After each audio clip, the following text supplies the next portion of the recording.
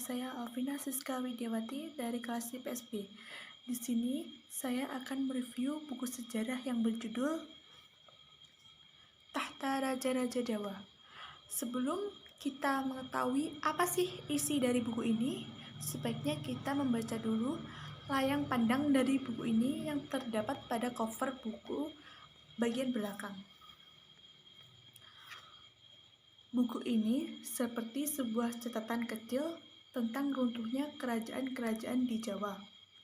Mulai dari Kerajaan Medang hingga Mataram Islam yang pecah menjadi Surakarta dan Yogyakarta. Kisah rebutan dan perilaku barbar seolah-olah menjadi tabiat raja-raja Jawa pada masa itu. Banyak dari mereka yang mengawini banyak wanita dan berebut tahta kerajaan. Bagaimanakah para raja Jawa ini bertahta dan memerintah? Semuanya akan dijelaskan dengan runtut di dalam buku ini. Tahta Raja-Raja Jawa ditulis oleh Dewi Lestari dan diterbitkan pertama kali oleh penerbit Sociality di Yogyakarta pada tahun 2000. Ini mempunyai 13 bab. Yang pertama, menuju peradaban Jawa Tengah Medang. Yang kedua, Kerajaan Medang Jawa Tengah. Yang ketiga, Medang Jawa Timur atau Kerajaan Tamulang. Yang keempat, Kahuripan. Yang kelima, Janggala. Yang keenam, Kadiri atau Pajalu. Yang ketujuh, Singgasari. Yang kedelapan, Majapahit. Yang kesembilan, Kesultanan Demak Bintara. Kesepuluh, Pajang. Kesebelas, Mataram. 12, Kasunanan Surakarta. Ke-13, Kesultanan Ngayogyakarta Hadiningrat. Jumlah halaman dari buku Tahta Raja-Raja Jawa ini sebanyak 280 halaman. Untuk harga buku ini 49.500. Nomor internasional standar book number atau ISBN dari buku ini 978-244-269-6. Dalam isi buku ini menceritakan kerajaan-kerajaan yang berdiri pada tanah Jawa yang khususnya menganut agama Islam. Buku ini menceritakan bagaimana cara para raja mendirikan kerajaannya sampai masa kejayaan. Selain itu, di dalam buku ini juga ada penjelasan mengenai syarat yang harus dipenuhi apabila ingin menjadi seorang raja dan menjelaskan alasan mengapa seorang perempuan tidak diperbolehkan untuk menjadi seorang raja karena perempuan yang bertahta seringkali menimbulkan perdebatan. Buku ini juga menceritakan kejadian mistis yang dialami oleh raja. Contohnya tempat mistis peninggalan kerajaan Jawa antara lain pantai selatan yang konon dihuni oleh Ratu Kidul.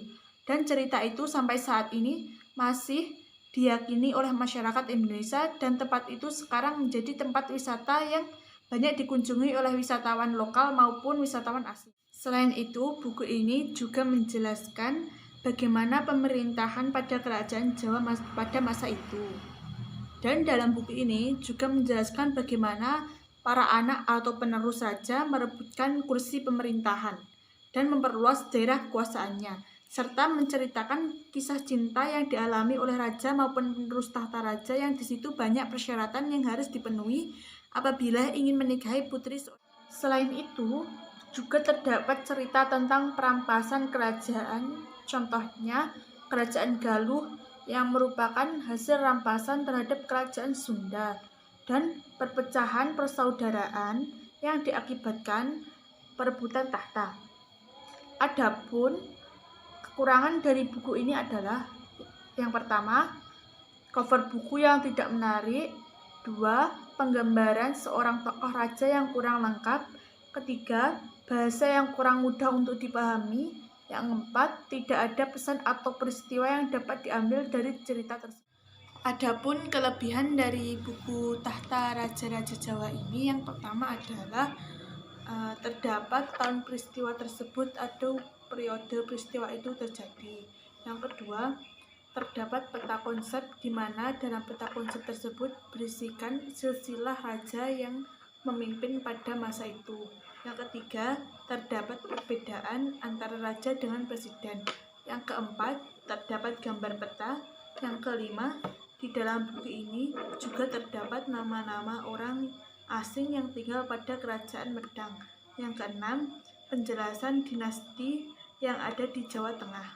Saya menyukai buku ini karena dilengkapi dengan gambar, sehingga memudahkan pembaca untuk memahami apa yang sedang disampaikan oleh buku ini.